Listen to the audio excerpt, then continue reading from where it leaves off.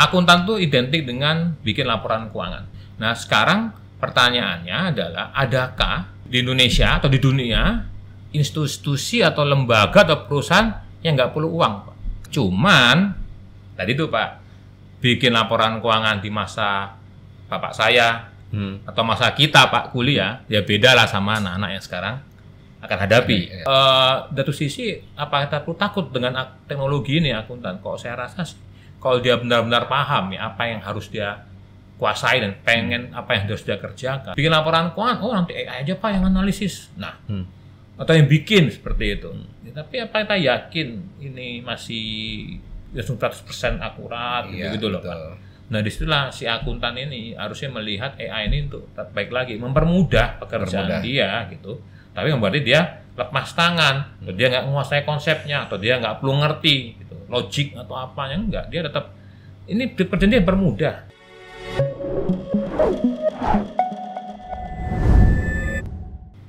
Selamat datang di podcast Cari Tahu Asosiasi Emiten Indonesia. Sobat Cari Tahu, untuk kesempatan segmen kali ini ada tamu istimewa nih yang bersama kita di kesempatan ini. Jadi kita akan bahas terkait dengan dunia perakuntansian, ya. Bahas terkait dengan akuntan, bahas terkait dengan industri yang didukung oleh para akuntan. Kali ini saya kedatangan narasumber yang istimewa. Jadi beliau adalah Direktur Hubungan Kemitraan dari Ikatan Akuntan Indonesia atau yang kita biasa sebut IAI, ya. Jadi telah bersama saya saat ini adalah Bapak Edward Tanujaya. Saya panggil Pak Edward ya, Pak. Pak Edward atau Pak Edu boleh? Ya, Pak Edu. Oke. Kita panggil Pak Edu kali ya, biar lebih santai. Pak Edu, selamat pagi, siang, sore. Ya, terima kasih nih Pak Gilman, boleh diundang nih kita ke sini. Selamat datang di Asosiasi Emiten Indonesia. Selamat datang di podcast Cari Tahu juga. Jadi di sini kita akan mengeksplor terkait hal-hal yang bisa menjadi nilai tambah buat para investor, para stakeholder di capital market juga. Oke. Kita akan bicara terkait dengan dunia akuntansi, karena hubungannya ini sama Ikatan Akuntan Indonesia ya. Dan saya yakin ini nggak sedikit ya, karena bicara S1 akuntansi ini kan banyak banget, hampir semua universitas punya. Iya tuh. Ya, di Fakultas Ekonomi pasti punya yang terkait dengan akuntansi. Oke. Yang mungkin saya tanyakan pertama paling awal nih Pak. Jadi selama ini dan sekarang dan juga ke depan kira-kira bagaimana sih perkembangan akuntan, profesi akuntan di Indonesia? Ya, apa yang Bapak lihat sebagai salah satu perkembangan di dunia akuntansi? Baik. Terima kasih ya Pak Giman ya. Jadi kalau boleh saya cerita dikit ya mengenai IAI atau Ikatan Akuntan Indonesia. Supaya nggak salah ya, karena IAI banyak arsitektur juga IAI gitu Pak ya. Arsitektur juga IAI. Iya, jadi ini Ikatan Akuntan Indonesia, ini kita membawai sekitar 34.000 ya akuntan di Indonesia. Banyak, kelihatan banyak, tapi sebenarnya kalau kita bandingkan dengan jumlah penduduk Indonesia, itu sebenarnya nggak banyak Pak ya. 34.000 dibanding sekarang berapa? 278 juta. Iya. Oke, jadi 278 juta ya, ada 33.000 yang jadi akuntan yang jadi anggota berprofesi ya. Yang berprofesi sebagai akuntan. Padahal tadi Pak Giman ngomong apa? Bahwa hampir FEB ya di Indonesia ini ada jurusan atau departemen akuntansinya. Akuntansi. Dan itu rata-rata mungkin sekitar tiap tahun ada 40-45 ribu yang graduate S1 saja, S1 akuntansi. Betul kan ada S2, S3. Ini kita ngomong S1 akuntansi. Ya. 40 ribu lah, saya katakan 45 ribu gitu. Jadi sebenarnya ini membuktikan bahwa sebenarnya profesi akuntan ini masih cukup cukup menarik. Ya, banyak orang yang masih mau jadi akuntan karena dirasakan prospek karirnya masih baik. Dan saya rasa demikian, meskipun banyak challenging ya, gitu. Challenging dalam artian ya teknologi, ya kita bicara teknologi, kemudian juga kualifikasi itu juga sekarang makin berat. Tapi satu hal yang pengen saya sampaikan adalah rasa-rasanya ya Pak ya. Ini saya selalu ngomong sama mahasiswa saya atau siapapun. Akuntan tuh identik dengan bikin laporan keuangan. Ya Pak ya. Identik bikin laporan keuangan. Nah sekarang pertanyaannya adalah adakah, ya Pak Giman boleh juga ngetes nih, adakah di Indonesia atau di dunia institusi atau lembaga atau perusahaan yang nggak perlu uang Pak?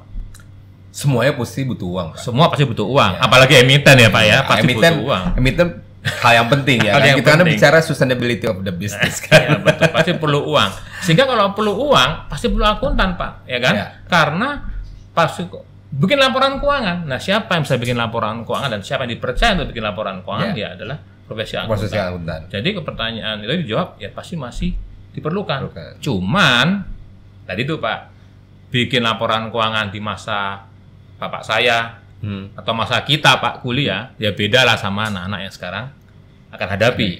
Jadi intinya akuntan itu tetap harus berubah, tetap harus adaptif dengan perkembangan teknologi dan bisnisnya itu sendiri Pak. Dan bisnis itu sendiri. Ya benar, siapa yang nggak butuh akuntan ya?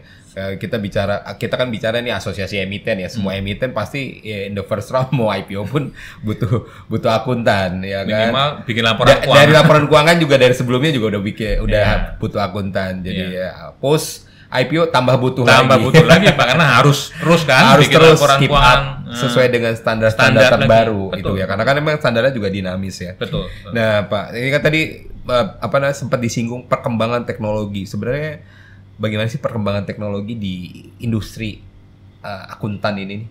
Bagi akuntan ya. Jadi kalau di perusahaan pasti semua sekarang berbasis teknologi lah Pak ya. Mau dalam operasional termasuk juga di back office-nya pasti menggunakan teknologi. Kita bikin laporan keuangan juga sekarang nggak manual lagi Pak, semua pakai berbasis teknologi. Perusahaan besar udah pakai apa namanya itu ya database system lah ya, kalau boleh sebut nama ya SAP lah, Oracle lah gitu. That's technology. Belum lagi sekarang ada cloud dan sebagainya. Makanya data itu sekarang sifatnya pengen real on time. Jadi datanya nggak disimpan di satu tempat, tapi udah di cloud gitu kan, jadi orang bisa akses kemanapun. Sebenarnya di sini buat akuntan memudahkan, Pak ya. Satu sisi. Karena kalau dulu ada keluhan, wah cari datanya kok susah ya. Oh mesti dikirim dari sana, kirim dari site, kirim dari sono ini. Sekarang nggak perlu karena di store-nya di mana? Database, betul. Cloud. Dia bisa akses kemanapun. So that sense memudahkan. Tapi pertanyaannya akuntannya ngerti nggak cara aksesnya? Ngerti nggak cara pakainya? Keep up nggak nih sama teknologinya? That's a challenge tuh Pak. Itu yang saya ngomong. Jadi dari sisi apa kita perlu takut dengan teknologi ini akuntan? Kalau saya rasa kalau dia benar-benar paham ya apa yang harus dia kuasai dan pengen apa yang harus dia kerjakan, mestinya teknologi ini justru memudahkan pekerjaan sebagai akuntan. Gitu, jadi dia lebih kepada check and balance saja ya, maksudnya terkait dengan sistem. Maksudnya jadi kita juga harus tahu dong kalau ada malfunction di sistem ya kan, berarti kan dia juga tetap harus ngerti kan dulu. Tetap bukan berarti udah sistem yang ngerjain, dulu saya tenang-tenang aja. Nggak bisa. Sistem itu kan mencoba memsimplify pekerjaan kita. Hal-hal yang sifatnya repetitif yang selama ini kita lakukan secara manual, sekarang kita pakai sistem aja gitu kan. Tapi behind that one itu ada orang yang bikin sistemnya. Tadi Pak bilang kalau ada malfunction dia harus ngerti dong di mana malfunctionnya, di mana errornya. Nah kalau dia ngerti logiknya, iya, percuma dong. Baik lagi basic logiknya dia tetap juga harus dia kuasai. Gitu. Iya, jadi ini ya, jadi memang udah banyak teknologi juga yang membantu akuntan. Banyak. Tapi tetap logic thinking sebagai akuntannya tetap harus kuat. Bukan berarti udah pakai sistem, udah pakai. Dan kita percaya aja sama sistem. Debit kredit nggak perlu tahu nih kita. Ya nggak bisa dong. Beda 1 perak nih. Nggak balance, ada problem. Tetap harus tahu debit kreditnya. Ya itu menarik. Kalau AI sendiri gimana tuh? Kita bicara artificial intelligence ya. Sekarang udah mulai penggunaannya udah mulai luas. Saya pikir tadinya cuma masalah query-query kita nanya sesuatu, tapi sekarang udah mulai merangsek ke dunia ya, mulai dari investment banking, misal ke akuntan juga gitu ya. Nah, kira-kira Bapak ngeliatnya gimana? Masih butuh akuntan sebanyak inikah atau memang kita sebenarnya AI perlu, tapi akuntan personal secara person juga perlu?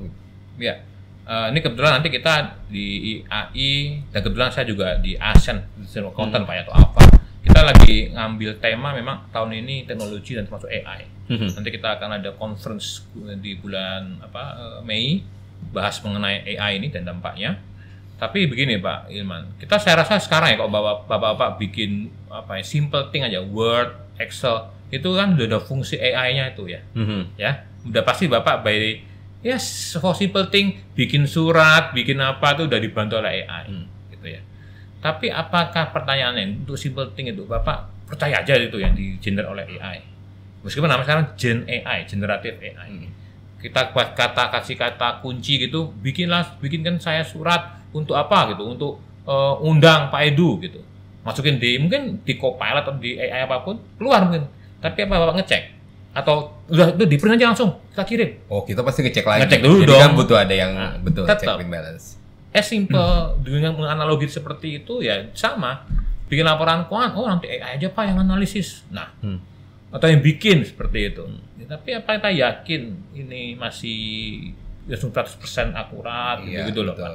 Nah, disitulah si akuntan ini harusnya melihat AI ini untuk baik lagi, mempermudah pekerjaan dia gitu. Tapi yang berarti dia lepas tangan, atau dia nggak menguasai konsepnya, atau dia nggak perlu ngerti gitu, logik atau apanya enggak, dia tetap ini pekerjaan dia bermudah gitu. Karena gini Pak Giman, ini di satu sisi ya, bisnis makin kompleks kan sekarang, betul ya? Bisnis makin kompleks. Saya paling gampang audit bank aja deh gitu, auditor yang bikin laporan keuangan Pak. Bank di zaman kita dulu tahun 97 sama bank tahun 2025 sekarang beda nggak? Ini ya kompleksitas bisnisnya. Beda pasti. Pasti beda kan? Beda. Zaman dulu nggak ada kita e-money ya Pak ya, atau apa namanya internet banking tuh nggak ada tuh. ATM ya paling simple.